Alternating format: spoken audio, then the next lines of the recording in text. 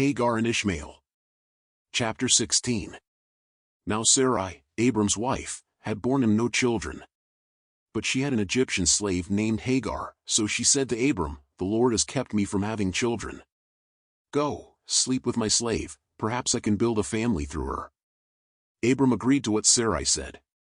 So after Abram had been living in Canaan 10 years, Sarai his wife took her Egyptian slave Hagar and gave her to her husband to be his wife. He slept with Hagar, and she conceived. When she knew she was pregnant, she began to despise her mistress. Then Sarai said to Abram, "You are responsible for the wrong I am suffering. I put my slave in your arms, and now that she knows she is pregnant, she despises me. May the Lord judge between you and me." "Your slave is in your hands," Abram said. "Do with her whatever you think best." Then Sarai mistreated Hagar, so she fled from her. The angel of the Lord found Hagar near a spring in the desert. It was the spring that is beside the road to Shur. And he said, "Hagar, slave of Sarai, where have you come from, and where are you going?" "I'm running away from my mistress Sarai," she answered. Then the angel of the Lord told her, "Go back to your mistress and submit to her." The angel added, "I will increase your descendants so much that they will be too numerous to count."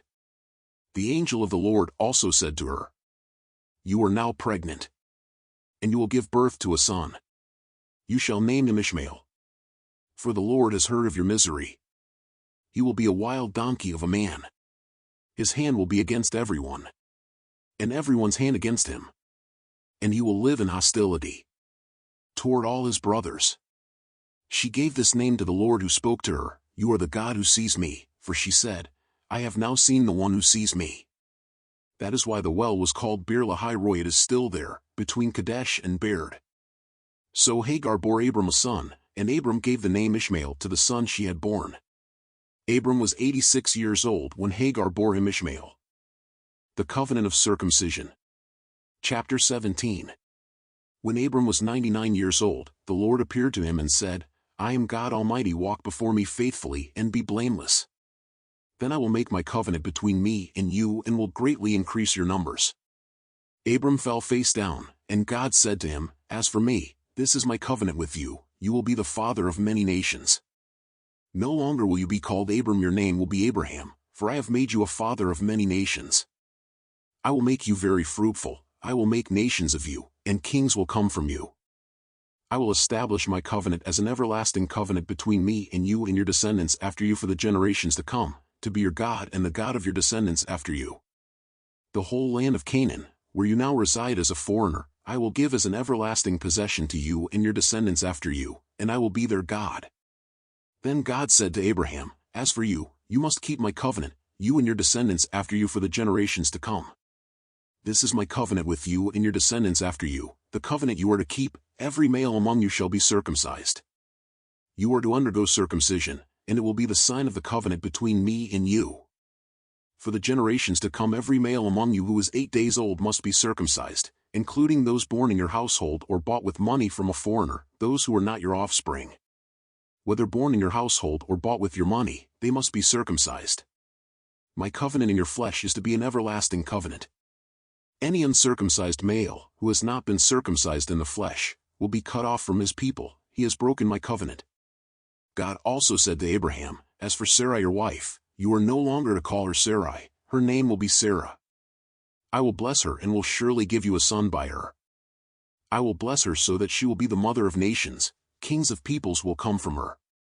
Abraham fell face down, he laughed and said to himself, "Will a son be born to a man 100 years old? Will Sarah bear a child at the age of 90? And Abraham said to God, "If only Ishmael might live under your blessing." Then God said, "Yes, but your wife Sarah will bear you a son, and you will call him Isaac. I will establish my covenant with him as an everlasting covenant for his descendants after him. And as for Ishmael, I have heard you, I will surely bless him, I will make him fruitful and will greatly increase his numbers. He will be the father of 12 rulers, and I will make him into a great nation. But my covenant I will establish with Isaac, whom Sarah will bear to you by this time next year." When he had finished speaking with Abraham, God went up from him. On that very day Abraham took his son Ishmael and all those born in his household or bought with his money, every male in his household, and circumcised them, as God told him. Abraham was 99 years old when he was circumcised, and his son Ishmael was 13. Abraham and his son Ishmael were both circumcised on that very day. And every male in Abraham's household, including those born in his household or bought from a foreigner, was circumcised with him. The three visitors. Chapter 18. The Lord appeared to Abraham near the great trees of Mamre while he was sitting at the entrance to his tent in the heat of the day. Abraham looked up and saw 3 men standing nearby. When he saw them, he hurried from the entrance of his tent to meet them and bowed low to the ground. He said, "If I have found favor in your eyes, my Lord, do not pass your servant by. Let a little water be brought, and then you may all wash your feet and rest under this tree. Let me get you something to eat, so you can be refreshed and then go underway, now that you have come to your servant." "Very well," they answered, "do as you say." So Abraham hurried into the tent to Sarah. "Quick," he said, "get 3 seahs of the finest flour and knead it and bake some bread." Then he ran to the herd and selected a choice, tender calf and gave it to a servant, who hurried to prepare it. He then brought some curds and milk in the calf that had been prepared, and set these before them. While they ate, he stood near them under a tree. "Where's your wife Sarah?" they asked him. "There, in the tent," he said. Then one of them said, "I will surely return to you about this time next year, and Sarah your wife will have a son." Now Sarah was listening at the entrance to the tent, which was behind him. Abraham and Sarah were already very old, and Sarah was past the age of childbearing. So Sarah laughed to herself as she thought, "After I am worn out and my Lord is old, will I now have this pleasure?" Then the Lord said to Abraham, "Why did Sarah laugh and say, 'Will I really have a child, now that I am old?' Is anything too hard for the Lord? I will return to you at the appointed time next year, and Sarah will have a son." Sarah was afraid, so she lied and said, "I did not laugh." But he said, "Yes, you did laugh." Abraham pleads for Sodom. When the men got up to leave, they looked down towards Sodom, and Abraham walked along with them to see them on their way. Then the Lord said, "Shall I hide from Abraham what I am about to do? Abraham will surely become a great and powerful nation, and all nations on earth will be blessed through him. For I have chosen him, so that he will direct his children and his household after him to keep the way of the Lord by doing what is right and just, so that the Lord will bring about for Abraham what he has promised him." Then the Lord said, "The outcry against Sodom and Gomorrah is so great and their sin so grievous that I will go down and see if what they have done is as bad as the outcry that has reached me. If not, I will know." The men turned away and went towards Sodom, but Abraham remained standing before the Lord. Then Abraham approached him and said, "Will you sweep away the righteous with the wicked? What if there are 50 righteous people in the city? Will you really sweep it away and not spare the place for the sake of the 50 righteous people in it? Far be it from you to do such a thing, to kill the righteous with the wicked, treating the righteous and the wicked alike. Far be it from you. Will not the judge of all the earth do right?"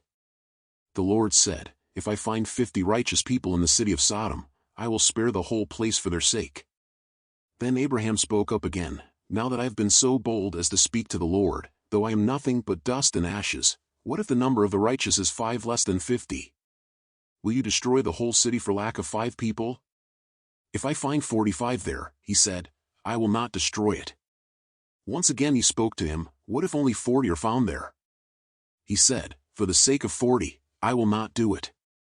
Then he said, "May the Lord not be angry, but let me speak. What if only 30 can be found there?"